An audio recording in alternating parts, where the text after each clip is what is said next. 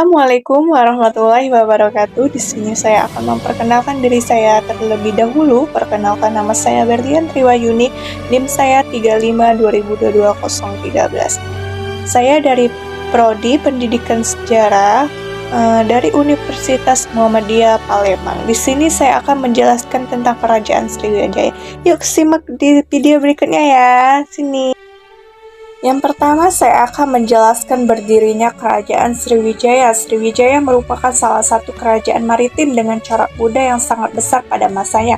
Kerajaan Sriwijaya tumbuh di tengah ramainya jalur pedagang melintas Selat Malaka dan banyak pedagang yang singgah di kota-kota pelabuhan untuk membeli rempah-rempah. Tak hanya barang, pada masa berdirinya Kerajaan Sriwijaya, terjadi pula pertukaran kebudayaan yang dibawa oleh para pedagang dari Cina, India, dan Arab yang memengaruhi budaya di Pulau Sumatera hingga saat ini. Dalam buklet Sriwijaya, sebuah kejayaan masa lalu di Asia Tenggara yang dikeluarkan Kementerian Kebudayaan dan Pariwisata, Direktorat Jenderal Sejarah dan Purbakala, disebutkan bahwa waktu itu agama Buddha masuk ke Nusantara dibawa oleh para pendeta yang ikut dalam kapal pedagang sebelum melanjut perjalanan ke India.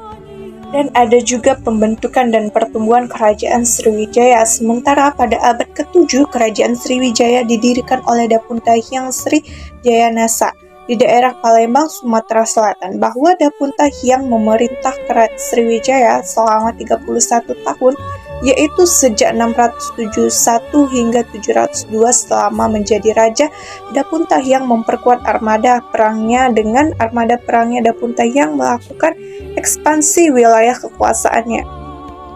Dan selanjutnya saya akan menjelaskan tentang perkembangan Kerajaan Sriwijaya baik di bidang politik dan ekonomi. Yang pertama itu saya akan menjelaskan di bidang politik terlebih dahulu. Kehidupan politik Kerajaan Sriwijaya dapat ditinjau dari raja-raja yang memerintah wilayah kekuasaan dan hubungannya dengan pihak luar negeri setelah berhasil menguasai Palembang.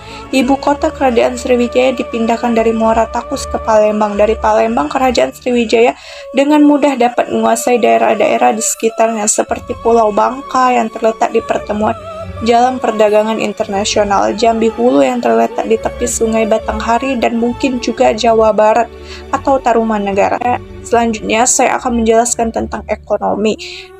Di dunia perdagangan, Sriwijaya menjadi pengendali jalur pedagang antara India dan Tiongkok, yakni dengan penguasaan atas Selat Malaka dan Selat Sunda. Orang Arab mencatat bahwa Sriwijaya memiliki aneka komoditas seperti kapur barus, kayu gaharu, cengkeh, pala, kapulaga, gading, emas, dan timah yang membuat Raja Sriwijaya sekaya raja-raja di India. Kekayaan yang melimpah ini telah memungkinkan Sriwijaya membeli kesetiaan dari pasal-pasalnya di seluruh Asia Tenggara.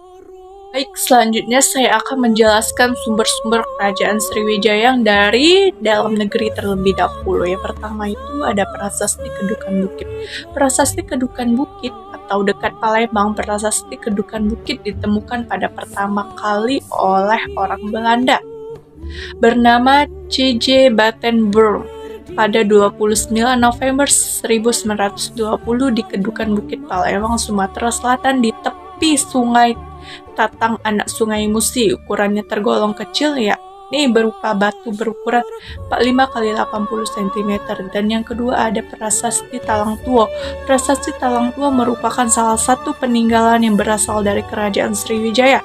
Prasasti ini pertama kali ditemukan oleh Leus Constant Westenen pada 17 November 1920 yang berangkat tahun 684 Masehi pada batu datar berukuran 50 cm x 50 cm pangkat 2. Dan yang ketiga ada Prasasti Telaga Batu. Prasasti Telaga Batu merupakan peninggalan Kerajaan Sriwijaya yang ditemukan di Telaga Batu, Kelurahan 2 Ilir, Kecamatan Ilir Timur 2, Kota Palembang.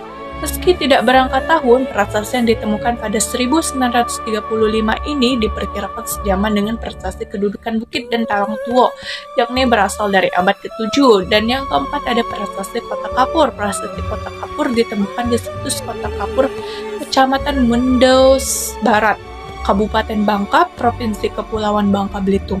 Prasasti berbentuk tugu yang ditemukan pada tahun 1892 ini keketuaan bernama Sriwijaya. Prasasti Kota Kapur berisi tentang kutukan bagi orang-orang yang hendak membentuk atau tidak takluk pada Sriwijaya.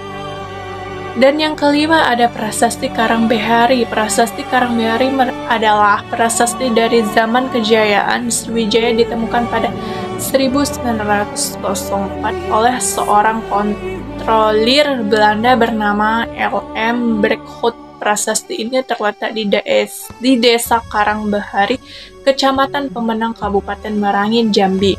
Prasasti Karangbehari menggunakan bahasa Melayu kuno, ditulis dalam Sangsekerta Pallawa. Baiklah, di sini juga ada dari luar negeri. Yang pertama itu Prasasti Nalanda. Prasasti Nalanda menceritakan bahwa Raja Dewa Paladewa dan Nalanda membebaskan pajak di 5 desa. Kemudian di 5 desa tersebut berkewajiban membiayai para mahasiswa. Sriwijaya menuntut ilmu di Nalanda. Prasasti tersebut juga menerangkan bahwa Raja Balaputra Dewa merupakan raja terakhir. Yang kedua ada Prasasti Lingor. Prasasti Lingor berangkat tahun 775, ditemukan di Tanah Genting Kera. Prasasti tersebut terdiri dari 2 muka, di mana pada Lingor A berisi pujian terhadap leluhur Sriwijaya dan pendiri Buddha Sakyamuni, Aralukiteswara, dan Wajrapara. Dan yang ketiga ada Prasasti Liden. Prasasti Liden ditulis pada lempengan tembaga dalam bahasa Sangsekerta serta Tamil. Isi prasasti yang disimpan di Museum Belanda ini menceritakan tentang hubungan baik dari dinasti Chola dengan dinasti Sailendra dari Sriwijaya. Dan yang keempat ada Prasasti Katang. Disebut di daerah negeri Cina, ditemukan prasasti peninggalan kerajaan Sriwijaya yang diberi nama Kanton, bertuliskan tahun 1079 Masehi. Ini masih menjadi salah satu bukti kekuasaan kerajaan-kerajaan di Nusantara pada Nemenbus negara luar. Dan yang keempat ada Prasasti Katang. Disebut daerah di negeri Cina, ditemukan bahwa prasasti peninggalan kerajaan Sriwijaya yang diberi nama Katon, bertuliskan tahun 1079 Masehi. Ini masih menjadi salah satu bukti kekuasaan kerajaan-kerajaan di Nusantara yang menembus negeri luar. Dan di sini juga saya akan menjelaskan letak geografis kerajaan Sriwijaya. Letak geografis kerajaan Sriwijaya melansir buku Pasti Bisa Sejarah Indonesia terbitan penerbit Duta Kerajaan Sriwijaya bercorak Buddha diperkirakan terletak di muara Sungai Musi, Sumatera.